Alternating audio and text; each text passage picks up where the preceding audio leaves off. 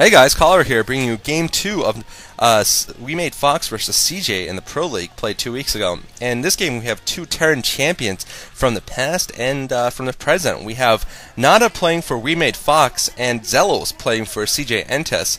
Nada, of course, having the most championships in Pro League history for StarCraft, and Xellos being a past OSL champion and nicknamed the Perfect Turn for his just impeccable play. And Nada, of course, is a beast in his own right. One of my top 3 favorite players. Just an amazing Terran player and just such a solid person. I think he's just such a good human being. He really just has really good manners when he plays.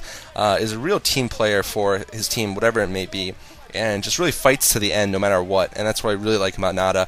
Xellos actually was the center of focus for a really interesting National Geographic documentary about Korean professional gaming, and it revolves around him at the World Cyber Games in 2005. And it's on YouTube, so you guys should check that out. It's a really interesting watch. And we have here on the map Wuthering Heights, Xellos spawning in... no, that's Nada spawning in purple at the 1 o'clock position, and Xellos spawning in orange at the 11 o'clock position, both players being Terran, of course. And Wuthering Heights is a new map for Pro League.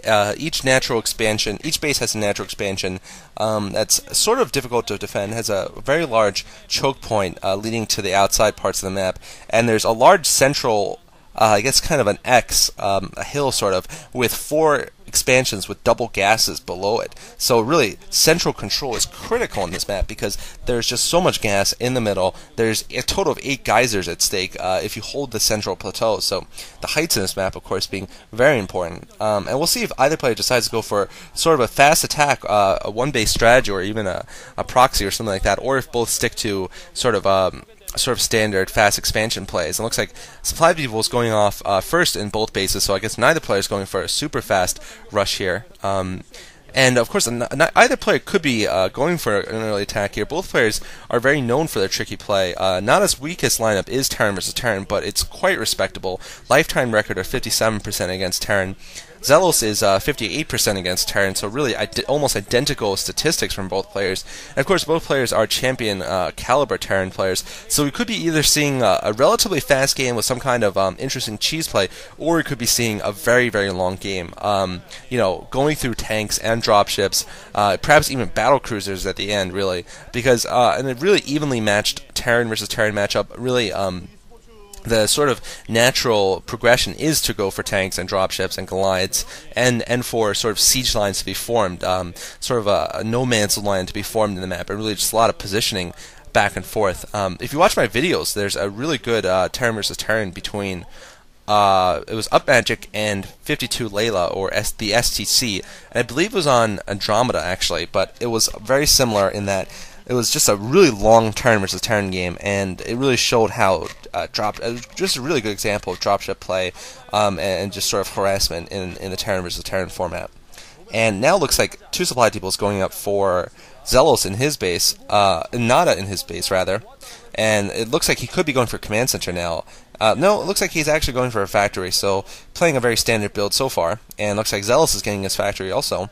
So Terran versus Terran, of course, does very often plays a mirror matchup for a very long time, as in a mirror builds for both players, and neither player is scouting correctly with their first scout, so neither player is going to be seeing their opponent for now, so that probably lends both players to be going for sort of a more standard build, getting their factory up before going for their expansion, and just getting some defense up, because they could be facing a rush right now and they would not know about it. It looks like SCVs are going to meet here, and of course now they're going to know where the opponent is. They just have to get a scout in, and both players look like no, it looks like just Xellos here with 2 Marines at his choke. Looks like he's being able to prevent the scout from getting in. I'm not sure if Nada's going to prevent it with just 1 Marine at the choke point.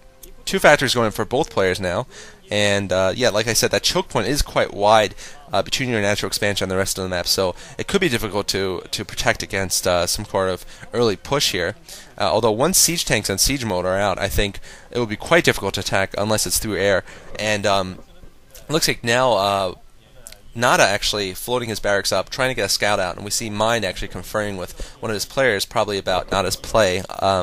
Mind, of course, I think is one of Nada's proteges, one of Nada's many proteges, and an excellent player in his own right, as we saw in Game 1, defeating GGPlay handily. And now we see, we see Nada's Vulture killing the spawning, the scouting SCV for Xellos. Actually, no, it was the other way around. I'm sorry. Xellos is orange, and it looks like no, it was Xellos did get in actually. My apologies. I'm just a little confused about the colors right there. So just whatever you saw there was correct. Xellos is orange and Nada is purple. So Nada now killing the scouting SCV of Xellos, and now Nada with a siege tank. Xellos has decided this has been a divergence here. Xellos went for 2 vultures, and now Xellos going for double machine shops. So we could be seeing speed and mines for his vultures. That's what I assume would be the most likely case, because he has decided to go for both machine subs at the same time. Looks like 2 machine sub up for Nada also. He's upgrading at one of them right now, and looks like both players actually Xellos right now, not upgrading right now. Neither player has gone for an expansion yet, so both players playing off of one base so far. Perhaps a little cautious about one another, because both players are sort of from the older school, the more micro-intensive school of StarCraft, and the less expanding school. So both could be a little cautious about going for expansion unless they face an early rush. And looks like Nada is moving out with 3 tanks versus 2 from Xellos there, and he could be able to do a little bit of damage to Xellos here. Although Xellos does have the advantage of the 2 vultures, and we'll see this little battle coming up here. Nada seeing the forces, and we'll see who gets siege mode first, because that could make a huge difference here. 2 vultures out for Nada also, and looks like Nada's doing double upgrades also. I assume they'll be the first 2 upgrades up should be siege mode and mines for both players, and we'll see what happens here. Looks like the barracks actually, wow, Xellos landing the barracks inside of Nada's choke point, leading towards his natural expansion, and that's going to actually create a choke point, a blocking. It's going to blockade here against Nada moving out from his base easily. And looks like Nada does have mines down. He might be trying to trick these tanks into the mines here, not managing to trick Xellos into those mines there. That would have been huge if he managed to trick him into getting his tanks killed. Of course, vultures cannot trigger mines, so the mines would be the tanks would be the first thing killed there. And looks like Xellos just has his barracks landed within the choke point. I think that will be able to stop mines from getting through, but looks like Xellos might be able to walk into that mine trap. It looks like Xellos narrowly killing that mine there. It's smart that he decided to retreat there. Now the battle's coming in here. Looks like tanks are engaging each other. Neither player has siege mode right now, and really whoever has siege mode first will have a big advantage here, especially if Nada gets siege mode way before Xellos does. Nada could put a lot of hurt onto Xellos' base, and looks like Nada getting his natural expansion up now, putting a command center down. Now Xellos has his mines up. He's going to be putting a minefield on top of Nada's minefield, so both beginning to create that demilitarized zone between their bases. That will be quite difficult to cross. I feel throughout the entire match will be quite difficult to cross. And really now it will be up to both players to go for air right now, to go for dropships and Goliaths. I think that will be the natural step to take. And looks like Xellos actually cleverly sending a Marine out, perhaps to get a scout or just to kill off a mine or 2. And looks like Command Center now going up for Xellos at his natural expansion. And looks like Xellos' barracks is finally getting chased out of Nada's main here. And looks like Xellos actually could be going for a flank here into Nada's base. Nada does not spot these large number of vultures that are rushing from the south, and now he does spot them though in the center hill of the map. And looks like Xellos is not going to be able to do any damage with those vultures. And Xellos is retreating, laying some mines in his retreat though. And Xellos has both speed and mines upgraded. He's trying to get into Nada's base, but forced back, and now his vultures are going to get killed there. So neither player are able to do any damage to one another. Nada's push being chased back, and Xellos' vulture harass also being chased back. This game is, I'd say, absolutely tied right now. Looks like Nada trying to get some position on the central area, and of course the central area is going to become essential in this game once the macro really begins, because whoever holds the center will hold the majority of the resources, the fresh resources, especially for all of the entire game. Of course there are the 2 other mains in the corners, but the central just has so much gas. I mean, I have to reinforce once again, there's 8 gas in the center to be fought over. So especially with a Terran versus Terran game with siege tanks and dropships, this could be a really, really interesting match to watch. Looks like Nada actually getting an academy up now, so wanting to get some scans to get a better idea what's going on inside of Mind's base. Mind finally getting the final upgrade. I believe that sorry, Xellos getting the final upgrade. I believe that is Siege Mode, actually, because I have seen Mines and Speed already for his Vultures.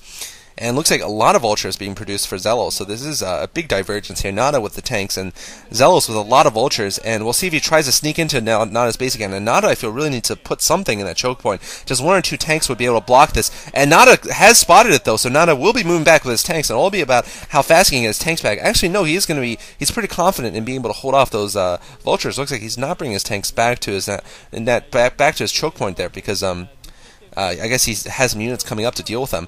Looks like a lot of Vultures going to the center for Xellos, but once again he's forced to retreat here, and now Nada actually using the scans to kill Xellos' mines. And looks like now a couple of tanks up for Xellos. I believe he should have Siege upgrade right now. It looks like he does have Siege upgraded, and now they're going to formally create this sort of siege lines in the middle of the map. But although its benefit